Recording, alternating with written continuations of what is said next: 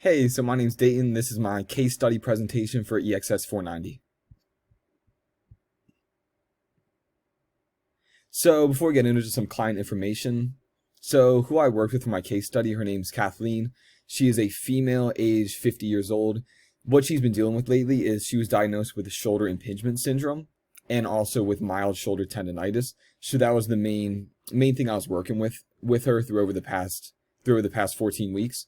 Her main goal was to strengthen her upper body, to regain mobility in her shoulder, and to reduce the pain from her diagnosis.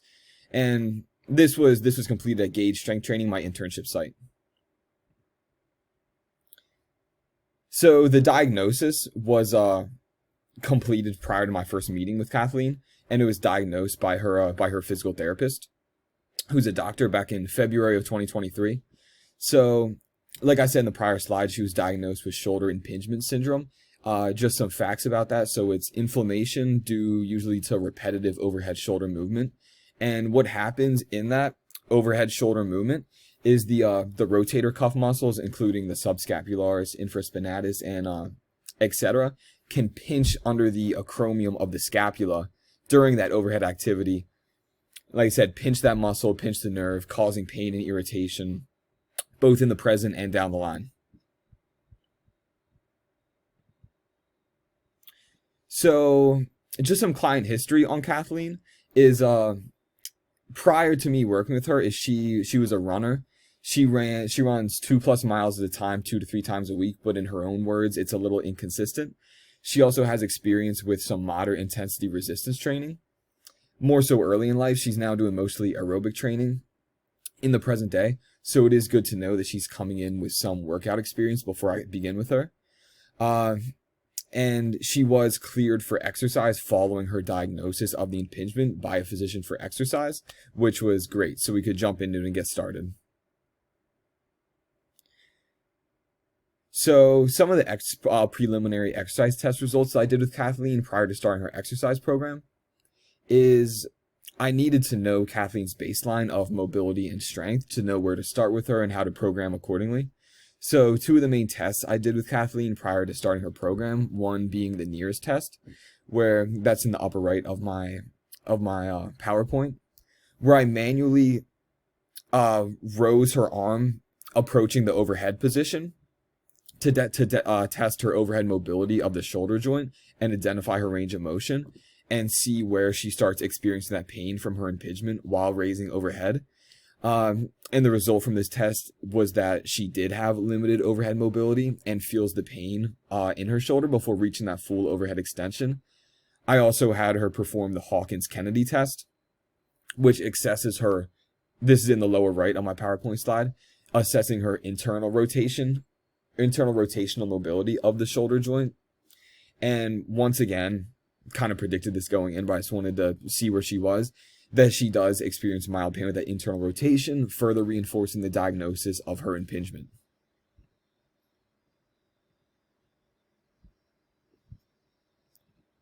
Next slide.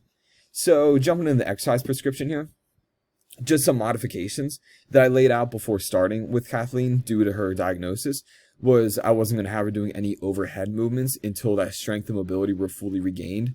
For example, no overhead presses or pull down movements, because that would pinch those rotator cuff muscles when she goes up overhead that she's been struggling with. And just an example modification exercise, instead of an overhead press, say I could have her do something like a landmine press where she's not going directly overhead, still working those same muscles, triceps, delts, upper chest, but not making her go overhead with that. So that'd be a good modification. Also in her programs, reducing her load and just focusing on the quality of reps, not about increasing the rep every time. Not about increasing the weight every time we meet, but just getting more quality reps, maybe increasing the rep range even, and progressing in that way with Kathleen. Also incorporating a lot of eccentric movements to strengthen the connective tissue around the shoulder should really benefit her. On the right side here, I included, this was her first program after being diagnosed with the impingement. So she was resistance training with me 2 times a week. And this was a very shoulder-friendly exercise program I had her doing. A lot of banded, once again, internal, external rotations, nothing where she's going directly overhead. A lot of full body functional movement in there. Nothing's going to irritate her shoulder too much.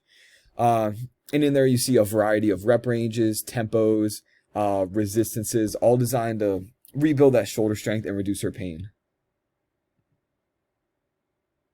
So then I also included her programs here for the last 10 weeks that I worked with her to show you her progress and just how she was doing. So like I said, this is her exercise program over the last 10 weeks. Her most current is on the right side, the one she's currently working on with me, old to new, left to right. So I now have her working resistance training 3 days a week instead of 2 days because she is getting better, her shoulder's getting healthier, and she's feeling stronger. Throughout the programs, progressively increasing the load, increasing the reps, and progressively regaining that shoulder mobility and reducing the pain for her, because that's most important. Also doing weekly check-ins with Kathleen on her recovery, her pain level, and her personal rehab that she's been doing at home to make sure she's recovering to her fullest. And actually, this is very exciting. In our current program that I'm doing with Kathleen, I had her this morning performing windmills. Very similar to 1/4 of a Turkish get-up in overhead movement that she was doing pain-free, which was awesome to see. Know that we're progressing, she's getting better and getting healthier.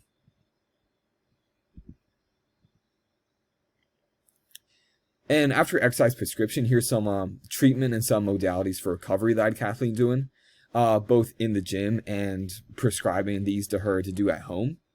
So obviously rest, number one. With all injuries, rest is going to be number one thing. Specifically with the shoulder impingement, I want her to ice it. It doesn't have to be after exercise, but that would be a good time to do it. But that ice is going to reduce the inflammation of her tendon, which is going to reduce her pain.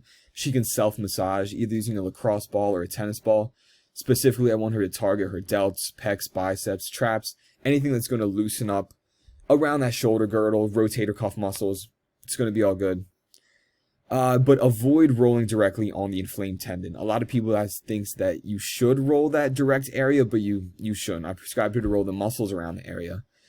And some rehab exercises that I had her doing. So her banded external and internal rotations in gym and out of gym to strengthen the rotator cuff muscles. She could also do these isometrically using a door frame, using a wall. I had her doing standing scapular retractions in an isometric fashion. 5 seconds retracted. Relax, 5 seconds retracted, couple reps of that. She can do her doorway, chest and shoulder stretch. She gets in the doorway, arms back, vice versa. Just really, really stretching out the shoulder, influencing mobility of the shoulder girdle. It's going to be a main thing for her. And wall angels. That's in the lower right on my PowerPoint slide here. Up against the wall, retracting the scapula, extending up overhead to the point. Got to watch pain with this one because we're all going overhead and Kathleen has the impingement. So just be careful with that one. I make her do it to the point of, so she's not feeling pain, but getting that good stretch in her shoulder.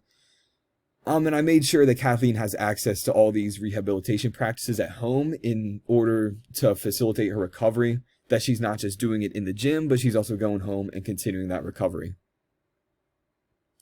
But Kathleen's doing absolutely great. And some of my final thoughts on the case study and in my internship as a whole. So Kathleen was absolutely wonderful to work with.